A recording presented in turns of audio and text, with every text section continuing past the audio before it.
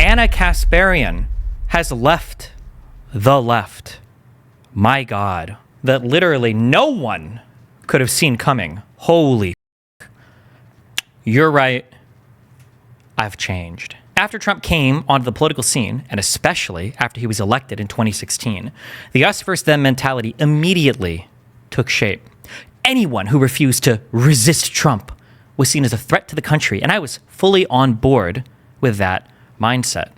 It all felt righteous at first, but eventually, the tactics deployed to fight Trump became repetitive, boring, and ultimately fruitless. Polling shows that he has increased his support among Black and Latino voters, despite wall-to-wall coverage of his unsavory, racist, or bigoted remarks. Donald Trump has doubled his support among Black voters. What is doubling? From what to what? From 12 points to 21 points. From one poll to the next poll. A morning consult survey of 11,501 registered voters.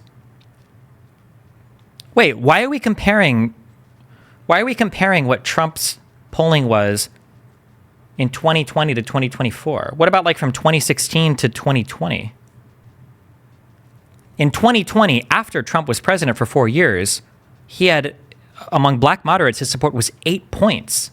In 2024, it's 19 points. But are we only talking about moderates? Specifically, the poll found that Trump's support among Black moderates and Black conservatives has increased significantly, doubling among moderates. Well, hold on. Who would identify as a moderate? Wait, this methodology is so questionable. Wait, do you understand the issue here? Like, imagine you have imagine you have 100 voters who are undecided, and let's say that they call themselves moderate, and then let's say that you have, let's say an election happens, a cycle goes on, and then that 100 group, let's say that shrinks by 90%. Let's say 90 of those people are like, I'm not moderate anymore. This is insane. I'm going to go be part of this party now. So you have 10 moderates left. Let's say of those 10 moderates, let's say like 8 of them are like, this Trump guy seems kind of cool. If before you had 20 people that were cool with Trump out of 100, your support might be 20%. But if the moderates that you have left, you've only got 10 left, let's say a bunch left. Now let's say of those moderates, 8 support Trump. You went from 20 to 8, an absolute decrease in number, but as a percentage, you increased your percentages by 60-point increase, right? Now you have 80% support among moderates for Trump. I'm not saying that this kind of polling is bad, okay? Just to be clear, I'm not saying this is bad or the data is worthless. I'm just saying be aware of what you're polling on. I'm curious, what is the actual percentage support? Well, to be fair, actually, this one sounds like... I wonder what this means when it says supporting Trump. Hold on. Voting... What would we even look for? Polling Trump by race? Are you able to get chat on screen? Yeah, I could. Do I want chat on screen? Do I care that much?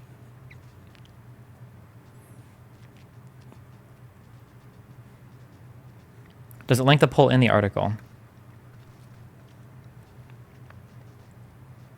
Morning console poll crosstabs are paywalled. It's this. Oh, well, that's kind of annoying. This pollster is ranked 107th by 538. Yeah, they might not be a high quality poll, but that is a significant increase in pointage.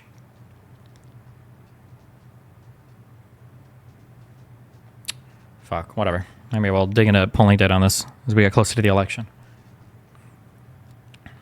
Several years of media raising alarm over Trump's threat to democracy has only resulted in a tight presidential race between himself and Kamala Harris. I can't help but acknowledge that the only thing that was accomplished by resisting Trump was less understanding and more division among Americans. I personally became reluctant to challenge my side or engage with voters who disagreed with me. In turn, I became less knowledgeable about the people and world around me. I saw Republican voters as an evil monolith, and that was a big mistake. My revolution started in 2022 when I was sexually assaulted by a homeless man in my neighborhood as I was walking my dog. That horrible experience alone didn't change me politically, but the treatment I received from the far left and some progressives after sharing the story did. I was told that by publicly sharing what had happened to me, I was stigmatizing my unhoused neighbors. Others accused me of feeding into racist tropes because they assumed that my attacker was black, but I had never even disclosed the man's race. He was white. Not only did I suddenly see the flawed thinking of some of the left, I also witnessed their cruelty and hypocrisy in real time. These terrible traits that I had associated solely with my political opponents were obviously not exclusive to their tribe. I was stupid for ever thinking that was the case. That doesn't mean everyone on the left thinks or behaves in the way this small group of lunatics do. Far from it, but it does mean that there are factions and flaws on both sides of the aisle, and no one has a monopoly on truth. Then there was the insane reaction to one of my tweets in March of 2023. I'm a woman. Please don't ever refer to me as a person with a uterus, birthing person, or person who menstruates. How do people not realize how degrading this is? You can support the transgender community without doing this shit. This is true. Man, it's just another thing. I don't know what to say. People do this. People get like mind rotted. Basically, you have a bad experience with a group of people and then you decide to become the exact opposite politically. I understand why people do it. It's just kind of sad, I guess. I don't know how you prevent a person like this from flipping because, yeah, it's dumb. Stupid. You kind of predicted this before? I mean, it's not a hard prediction to make. It happens. If you harass the fuck out of somebody, eventually they're going to look elsewhere. All hell broke loose after I posted those words. Most friends in left-wing media didn't bother reaching out privately to discuss their disagreement with my personal preference. Instead, many self-described socialists took it upon themselves to profit from conflict by publicly attacking me with monetized videos. Okay, I mean, we do news and punditry. Everything we do is monetized. Come on.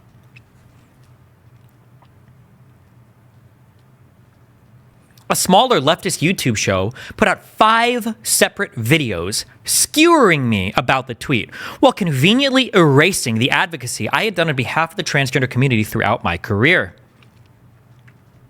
They even went as far as drawing a link between my tweet and trans suicides, which sadly wasn't the most unhinged outcome of the debacle. TYT's volunteer YouTube chat moderators quit over the tweet, and someone reported me to Human Resources. An on-air transgender contributor even resigned from the company after being urged by online mobs and leftist shows to do so.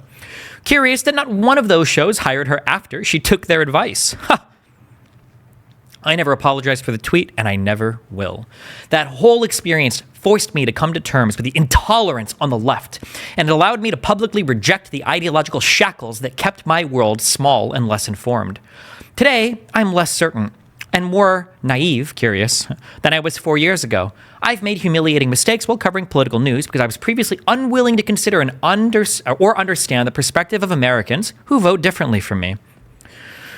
What to expect from the now unaligned? I'm hungry for dialogue, a space for in-depth analysis, and a judgment-free zone. That is what I plan to do here. Every week, I will provide subscribers with 2 to 3 written pieces that dig deeper into the big stories of the week, with the intention of finding truth rather than promoting a political side. Video posts sharing details on breaking news and political events. A weekly podcast beginning in November that will feature long-form discussions and debates with guests from all walks of life. Very nice. And engagement with me in the comments section for paid subscribers. Join me and be part of the dialogue. The point of this new project is the pursuit of intellectual freedom and open-mindedness. I want to nurture curiosity without fear of offending the sensibilities of loyal partisans. I reject arguments about the evils of platforming people who are considered too naughty to converse with. I want to facilitate dialogue. I don't know what my political identity or label is, and I'm not even sure I want to be pigeonholed. This is my effort in pursuing extreme honesty and humility in the quest for common ground and truth without the constraints of a tribal identity. God. So does this mean that her next batch of guests are going to be all basically IDW rejects? What's wrong with this? I just think that when people define themselves politically as the opposite of whoever bullied them last, I just think it's pathetic. I don't know why or how I was gifted with this, but I was able to figure out, like in 2016, no, not 2016, I'm sorry, when I was 16, that defining yourself as the antithesis of whatever you don't like is just as stupid as being captured or enslaved by whatever the thing is. I wish more people could understand that. I think the far left is unhinged. Not only is the far left unhinged, I think I actually agreed with Anna on every single one of these major points. You could probably find videos or tweets doing it. I thought that her homeless encounter thing was insane. Vosh had crazy shit. Was this when he called her a bitch, or was that over the transgender thing? I thought the attacks she got over the transgender thing were insane. I agreed with her, but I mean, like, that doesn't mean I'm all of a sudden going to pretend that both sides are the exact same now. Does this mean she left TYT? No, I'm sure she'll stay there. Destiny, so theoretically nothing is wrong with the letter, but the way it always goes is her turning into a right-wing apologist and potential supporter. I mean, it's the sanity washing. The biggest issue with people is when people do this thing where they're like, oh yeah, both sides have extreme problems, and you do this thing where you pretend that both of them are kind of the equivalent, or they both have problems, so they're both more or less the same. It destroys the discourse, because they're not the same right now. They are incredibly different. Anna is now insinuating I'm a drug addict, presumably because she's so terrified of me that in her mind I'm beginning to take the form of the thing she fears most, a homeless person. Is Vosh implying that all homeless people are drug addicts? Wow. Destiny, this is how I felt about you prior to January of this year and you learning more about Trump. Yeah, but I think that was just a lack of information. It's not like I was just defining myself as the opposite of people that attacked him. I just didn't have the information. I'm sure there are some things I'll change my mind on too as I gather more info about it, but I'm not just like switching sides because somebody is triggering me. Where's the meme? Hold on. Dumb, medium, smart guy, meme. God, I'm so good at finding memes with Google. There's a feeling whenever somebody says objective facts, I just want to report objectively. There's a thing that you have to be very careful of. At the 55 IQ spectrum, you get these people that say things like, actually, truth is a perspective and a subjective interpretation of things is the only way to know what's real. And then you have these people in the middle who are like, actually, we can use the scientific method to epistemically verify every single thing we say and arrive at the objectively true things. And actually, all truth can be objectively determined. And there's absolutely no reason why two reasonable minds should ever disagree on what's happened with a particular topic. But the problem is that, like, as you get further into understanding how we put together ideas, how we analyze the news, how we do politics, there is a great deal of normativity, meaning you're applying different ethical weights to different things. There's a great degree of normativity that is involved before you ever get to the idea of being objectively true, right? Like, I wish that more people just understand this. You can report things that are objectively true, and you can still lie, right? George Floyd died when Derek Chauvin was kneeling on him. George Floyd had enough opiates in his body to cause an overdose for a normal person.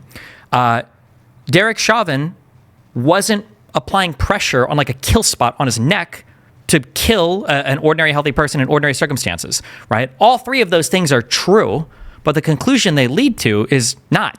Right? Which is, I guess Derek didn't kill him, right? Because another set of facts are people that are addicted to drugs can do many times what would be ordinarily a lethal dose for a drug, number one. Number two, people that die from downers overdosing don't scream. That's fucking retarded. You've never done drugs in your life if you say something like that. They sink into the couch, their whole CNS is so depressed that they just stop breathing, and then they die, okay? Three, you don't have to apply lethal pressure to somebody's neck or engage somebody in an actual like chokehold to cause somebody to suffocate. Children sometimes have bookcases fall on them and they suffocate underneath the bookcase. This is something you learn when you get a kid, because whenever you buy furniture, you read those warning labels because you don't want some shit to fall on your kid and kill him. You don't have to compress a child's neck in order to make him die, right? I'm just saying that you can report facts that are true, but that doesn't mean that the conclusion that they're leading you to is true. There is this like very, very, very cringe obsession with like, I'm going to report the objective facts. The objective facts are, I don't want to say they're irrelevant, but that's like you're not even close to getting towards what is true at that point, right? Like the truth is combining facts in such a way that you are delivering holistically a story or a narrative that once communicated to the viewer will allow them in their mind to have the greatest understanding of a situation that has taken place. And you can give somebody true facts to lead them to believe all sorts of different things. And it's very frustrating that people have a really, really hard time understanding that. It's very annoying. I have trouble with the Chauvin case. Surely Chauvin couldn't know that Floyd would end up dying if an ordinary person would not die from that pressure. I don't know the details of the case, though. I mean, an ordinary person might have died from that pressure. Who knows? The problem is that what was happening to Chauvin wasn't extraordinary. It seemed like he probably just had kind of a shitty heart, and I think because he had like hardening of the walls. Was it arterial sclerosis? I don't know what the fuck it was called. The issue, though, is here's the problem. The approach to your thinking there is flawed when you're saying like, well, would a perfectly healthy person have been killed in that situation? That doesn't matter. When you train, and anybody here that's worked as a police officer or has worked as security inside of a whatever, I don't know if it's all cops or whatever, right? But anybody that's trained, right, in any of these things will know that when you get trained to restrain somebody, you're not being trained to restrain people as though every single person is 100% healthy and can endure, any possible thing that can happen. There are certain things that you do and don't do because anybody could have any condition, right? Somebody might have asthma and might be prone to an asthma attack. Somebody might get a panic attack and might hyperventilate. Somebody might have a heart problem. They might have obesity. They might have prior injuries. There's a million things that could happen to a person. So this idea that like, well, how was he supposed to know that if he was on his neck for 9.5 minutes, he would have killed him? Like if Floyd was in perfect health, he might have survived. Maybe, but you wouldn't measure any other type of event that way ever, right? If I walk up to a dude or somebody walks up to me and they punch him in the face and then that guy has like a glass jaw and then he falls back and he shatters his skull or he hits him in the right way and he dies, or say he has a soft spot on the back of his head and he falls and he dies, you can't be like, well, bro, I didn't know a punch would kill the dude. Like, I just assumed that he was like, it's a stupid argument, right? It's a stupid argument. Sounds like Anna is just saying that she's not completely supporting a specific political side, not that she's a Republican or completely denying left-wing values. Anytime you start doing a false equivalency, saying that like both sides have problems, I look at you super sus. It's possible that all the work she'll do will be fine and she won't become super sus, but who knows? We'll see. Are you aware of police procedure? I don't know what... Are you... Never mind, it's a conservative. If he had enough fent to kill a normal person, is it not normal to think he died from an overdose? No! He was not overdosing! You can look at him in the video. He is screaming. He is struggling. He is not overdosing from a downer. That is not how people OD on downers. He is not overdosing. No! Destiny, is this different from you not calling yourself a progressive anymore? Anytime I have ever talked about how I don't think I'm a progressive... and you can literally go and follow my tweets on this because I think Constantine tweeted out, he's like, oh, Destiny's finally realizing it. I will always remind people aggressively of exactly where I'm at on the political spectrum every time. You will never read anything from me and have a guess, oh, is Destiny becoming more conservative? That will never happen because almost immediately after I'll say, but no confusion, I think progressives are insane, but I think that 90% of the Republican Party has lost their fucking minds and have like wandered off a fucking cliff. I'm still a very strong center left to far left Democrat. I just don't identify with progressives anymore.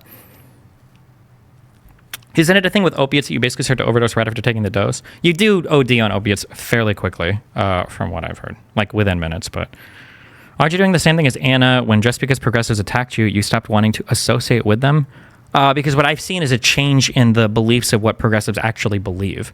But none of my core beliefs have changed, and I sure aren't more sympathetic to conservative beliefs. How is Anna's birthing person thing not fucking stupid? It's just a term used in a medical context related to giving birth. I don't believe you, and I don't know if I'll ever believe you. Even if you were a doctor, I don't think I would believe you. That in hospitals they write birthing person on somebody's chart, I don't believe it. Is Anna going conservative now? I mean, hopefully not. Birthing persons is dumb, but bringing up this or pronouns in this kind of document seems out of touch and not focusing on what matters. Sure, but I mean, it's because she lives in the online world, right? Where these are the things that like define our current fucking political disagreements, which is frustrating and stupid, but... You seem to imply she would be conservative by everything you were saying earlier, Destiny. No, I think you're just fucking retarded, but it's okay, it happens. What I said earlier, and I'll say it again, is what people are doing is they sane wash. When you say things like, both sides have problems, that's sane washing. You're making the other side seem like they have arguments that are about as legitimate or about as insane as the other side. You're making both seem equal, which I think is bad in this political climate. Why are people still having the discussion about Floyd's fentanyl? It feels unlucky to send someone back and kill them, but still unlucky, bro. I mean, I don't know what you're saying when you say unlucky. The issue is people with no experience with recreational drugs have very strong opinions about things relating to recreational drugs.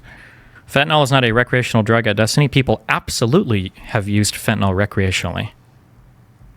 And other opiates that have produced similar responses, but okay.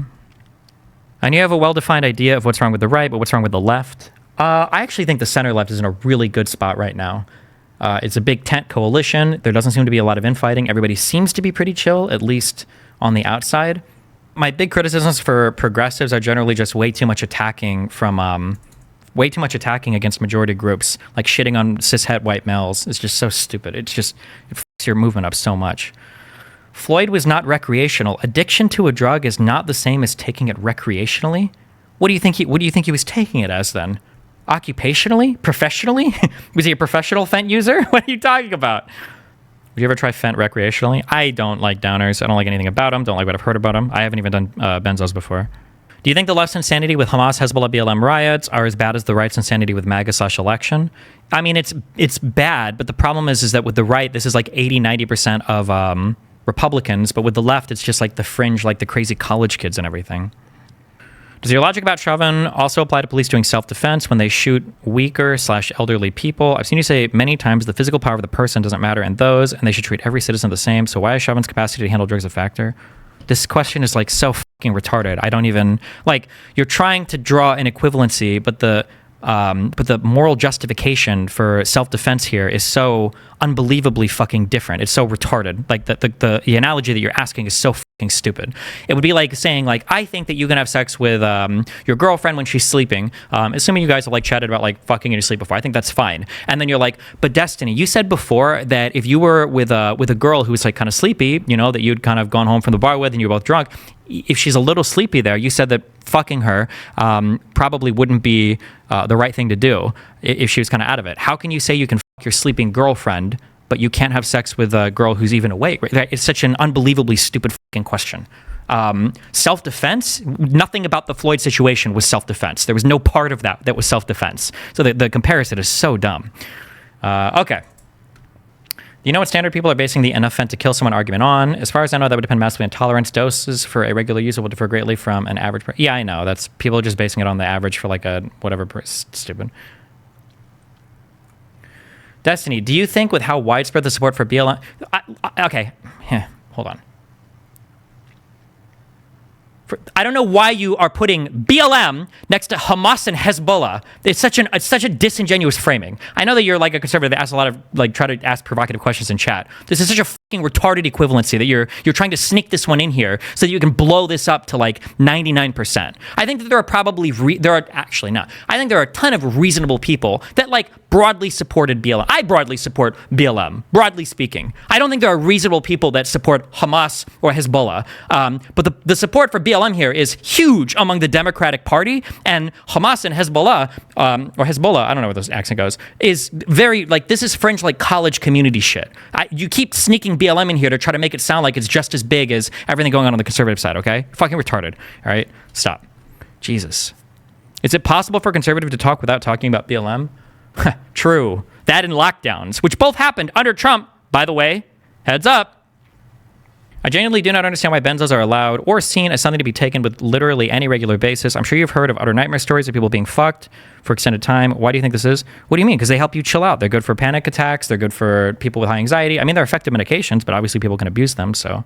I'm in college right now, and I will say it is really odd that people who aren't traditionally far left, but at least left-leaning, are totally anti-Israel. I told someone I was a Zionist, and they thought immediately that I supported genocide. Yeah, but they probably don't have very strong beliefs about it. It's just shit they hear around, like, college campus a lot, right? So, like, oh, this is probably the thing. Even when I was talking to kids at Yale, from what I've heard, at like really activist schools, you have like 1% of the student body that is insanely activist, but like most people like don't give a most kids aren't at college, they're just there to like do school or whatever. If they know like what the current thing is, they might like believe in the current thing, but I don't think they're like super fucking activists. Also, yeah, if you say you're Zionist, like that's...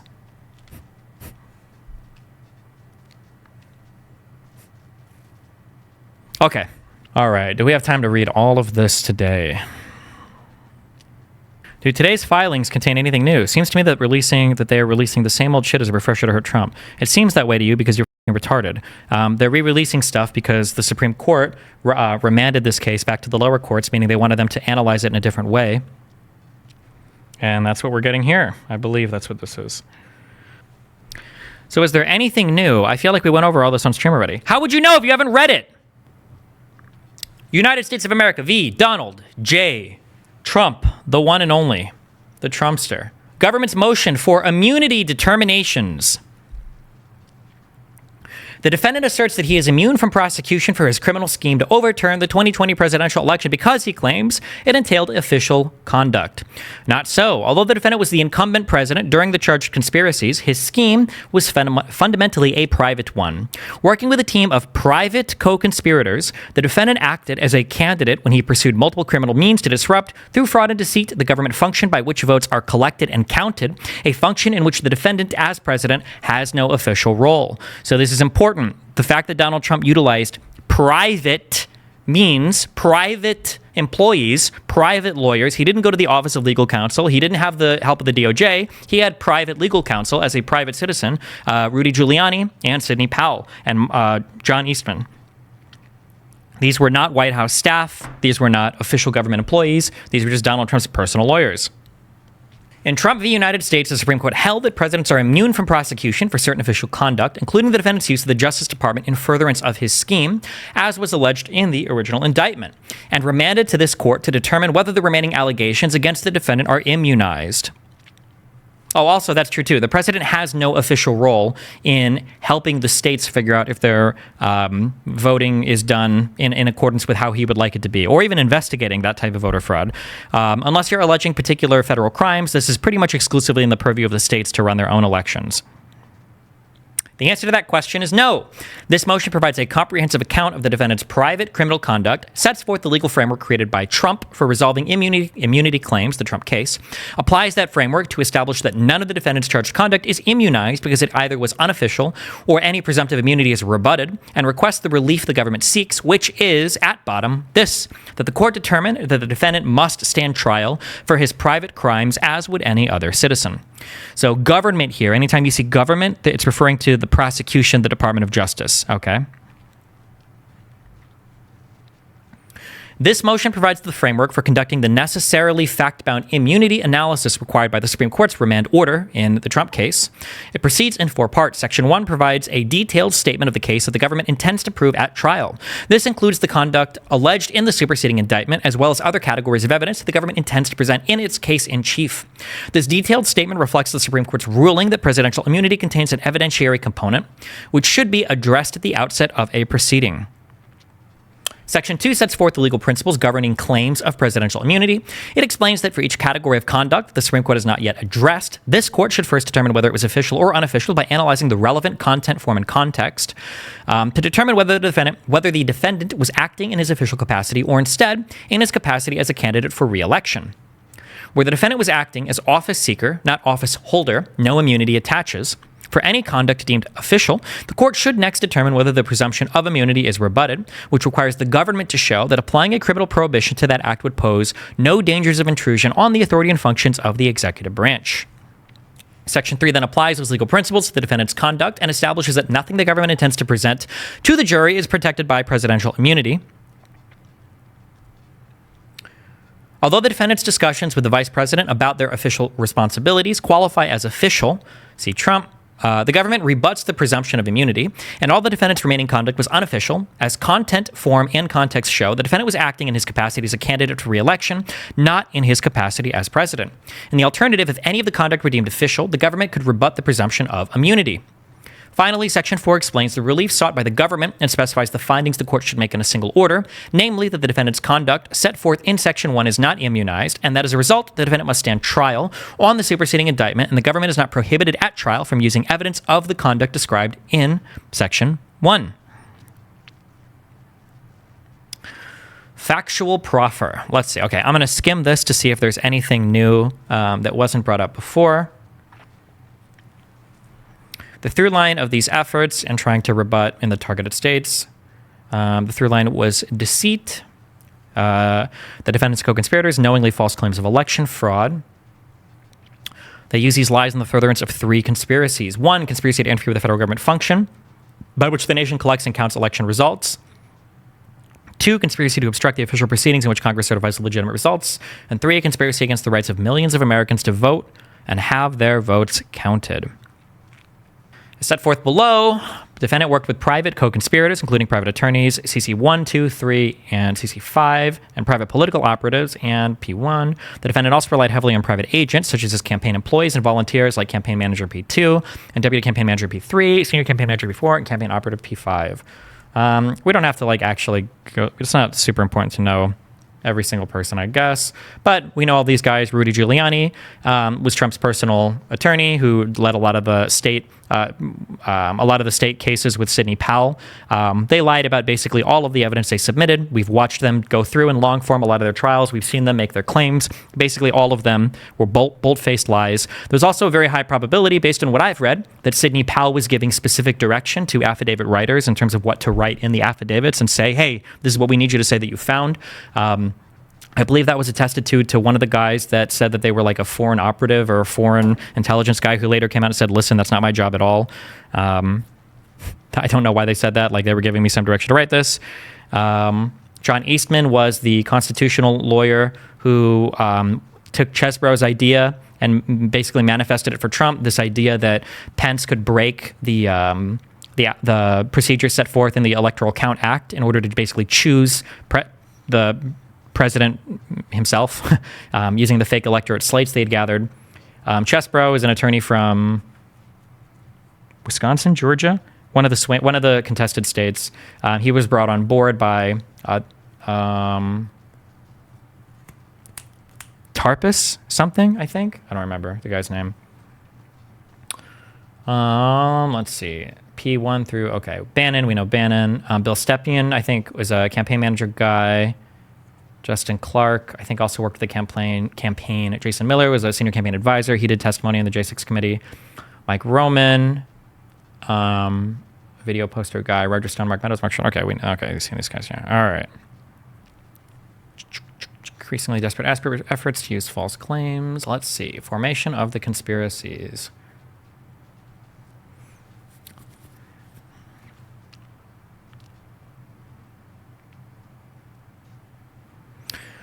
Although his multiple conspiracies began after Election Day in 2020, the defendant laid the groundwork for his crimes well before then. Leading into the election, the defendant's private campaign advisors, including Roger Stone, then a private citizen, and Bill Stepien, the defendant's campaign manager, informed him that it would be a close contest and that it was unlikely to be finalized on Election Day, in part because of the time needed to process large numbers of mail-in ballots prompted by the COVID-19 pandemic.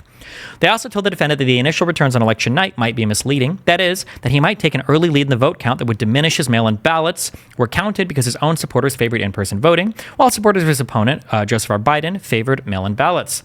Privately, the defendant told advisors, including P6, maybe Roger Stone, campaign personnel, P7, maybe Mark Meadows, a White House staffer and campaign volunteer, and P8, the vice president's chief of staff, who's Mark Short, then in such a scenario, he would simply declare victory before all the ballots were counted and any winner was projected. Publicly, the defendant began to plant the seeds for that false declaration. In the months leading up to the election, he refused to say whether he would accept the election results, insisted that he could lose the election only because of fraud, falsely claimed that mail-in ballots were inherently fraudulent, and asserted that only votes counted by Election Day were valid. So this is a new thing that I don't believe was in the superseding indictment or the prior indictment. This here, I don't believe this evidence was revealed before, that the government had this. Although it's possible maybe that they gathered more as well to overcome the new hurdles that the Supreme Court is putting in front of them, in order to rebut the presumptive immunity, maybe. Oh, okay, P1 is definitely Bannon. This is the Bannon tape.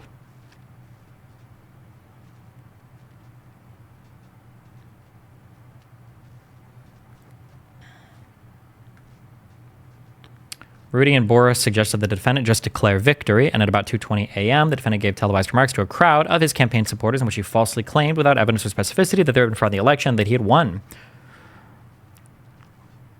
This is new. For example, on November 4th, P5, a campaign employee, Mike Roman, agent and co-conspirator of the defendant, tried to sow confusion when the ongoing vote count at the TCF Center in Detroit, Michigan looked unfavorable for the defendant. There, when a colleague at the TCF Center told him, "We think a batch of votes heavily in Biden's favor is right," he responded, "Find a reason that it isn't. Give me options to file litigation, and even if it is, even if it is, he typoed. When the colleague suggested that there was about to be unrest reminiscent of the Brooks Brothers riot, a violent effort to stop the vote count in Florida after the 2000 presidential election, P5 responded, make them riot and do it. The defendant's campaign operatives and supporters used similar tactics at other tabulation centers, including in Philadelphia, Pennsylvania, and the defendant sometimes used the resulting confrontations to falsely claim that his election observers were being denied proper access, thus serving as a predicate to the defendant's claim that fraud must have occurred in the observer's absence. So this is new. That wasn't in here before.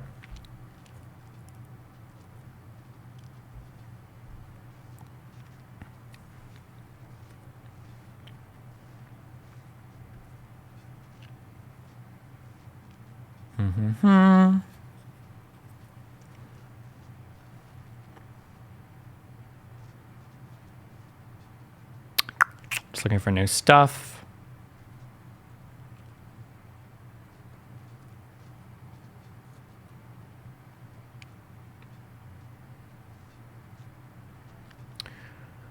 Yeah, that his claims were false.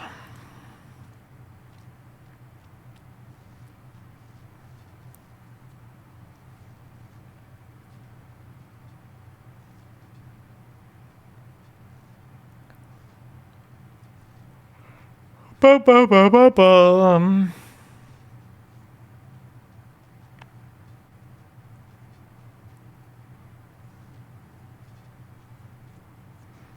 P9 repeatedly gave Trump his honest assessment that CC1 could not mount successful legal challenges to the election. CC1 is Giuliani.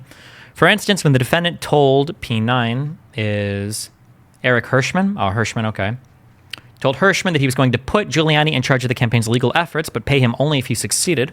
Hirschman told the defendant that he would never have to pay Giuliani anything.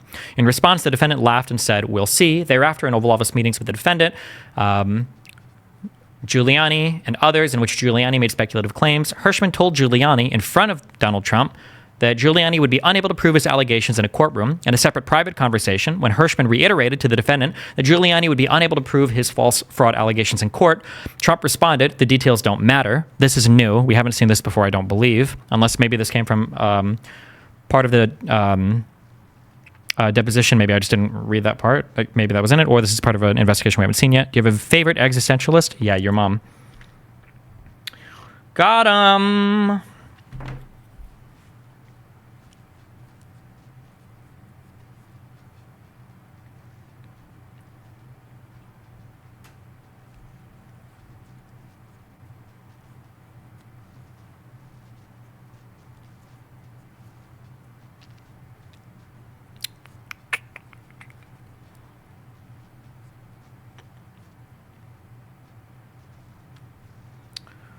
Let's see. Pence gradually and gently tried to convince the defendant to accept the lawful results of the election, even if it meant they lost. These conversations included.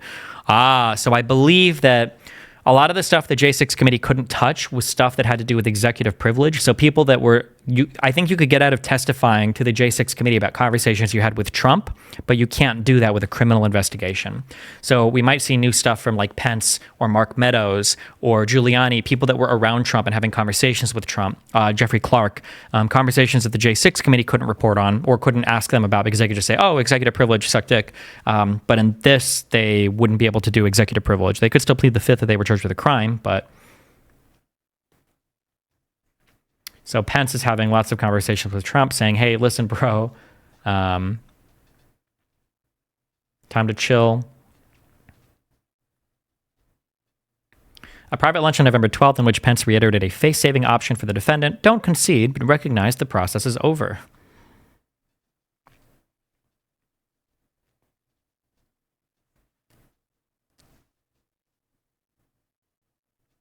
Don't look at the election as a loss, just an intermission, Trump. This was followed later in the day by a private discussion in the Oval Office, which the defendant asked Pence, what do you think we should do? Pence said, after we've exhausted every legal process in the courts and Congress, if we still came up short, Trump should just take a bow.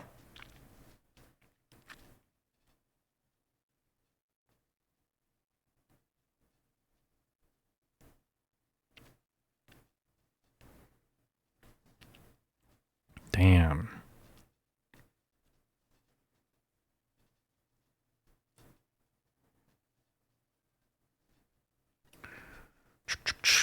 Fuck, this is way too long. There's no shot I'm going over all this tonight. Is there any other juicy stuff? Like, what's the next juicy thing?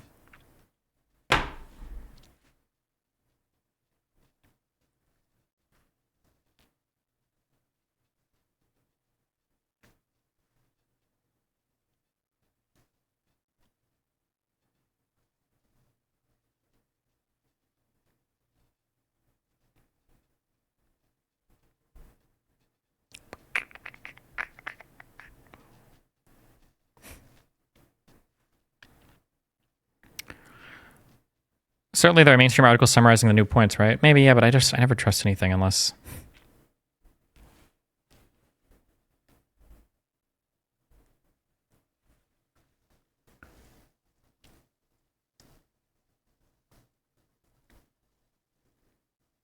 Styx was arrested for domestic violence. Wait, really?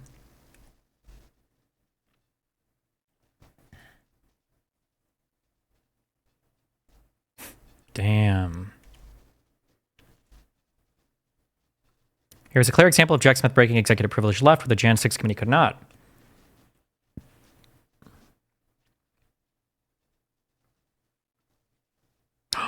Ooh, what page is this from? Show me. Oh, this is about that crazy Jan 4th meeting. Oh, no, wait. The crazy meeting was on January 3rd, actually, I think. Fuck. Is this an image? You can't control F it?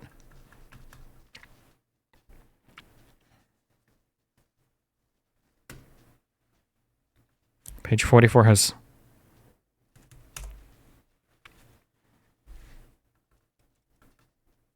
Why can't I type on this? Oh.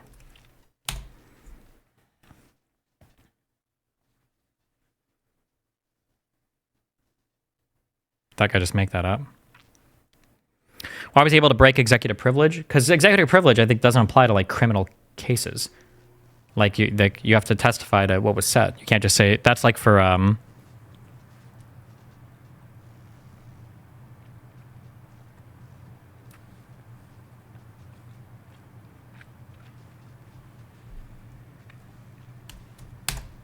not criminal shit, I think.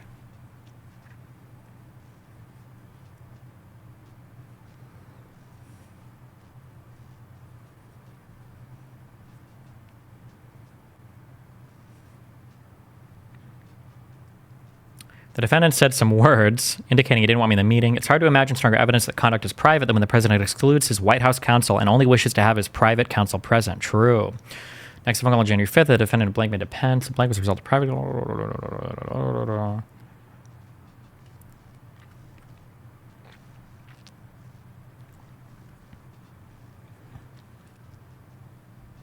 Okay, fuck this. Nothing juicy yet we don't already know from... Oh, you're only on page 24. 165 pages. Holy fuck.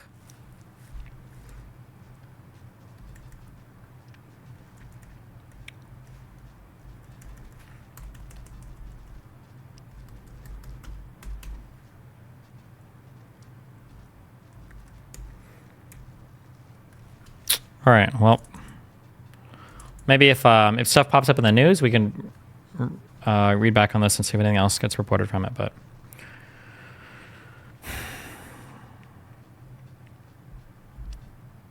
Fuck, what am I looking for? A calendar.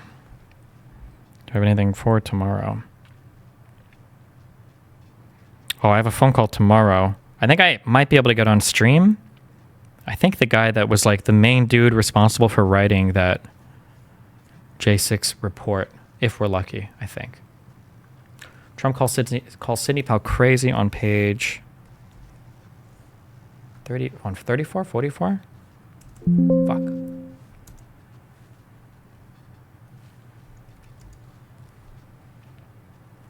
Oh yeah, I think this was one of the... On November 20th, the day after the press conference, the defendant made a similar comment to blank and blank. Two White House staffers who also volunteered for his campaign. In casual conversation, after another meeting had ended, the defendant told P7 and P45 that P51 had eviscerated or destroyed Sidney Powell. Who's P51?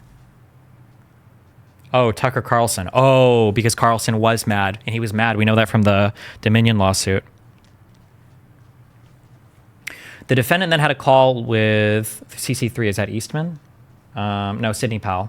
Sidney Powell on speakerphone while P7 and P45 listened in and mentioned the P51 segment to Sidney Powell.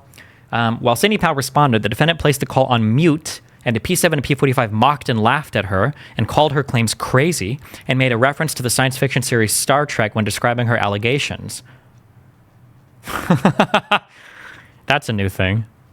Oh, man, dude, if this goes to court, all the information with that comes from Trump, Jesus, will be wild.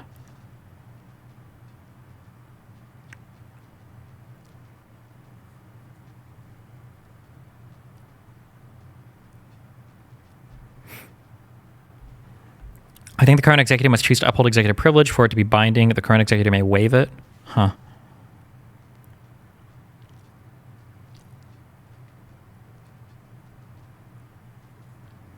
Okay. All right. Well, I'm going back to work on shit. Be careful. J6 video updates. I'm working on it. I didn't know we were doing a podcast all today, so I thought I would have more time to work on it, but I'm still plugging away at it.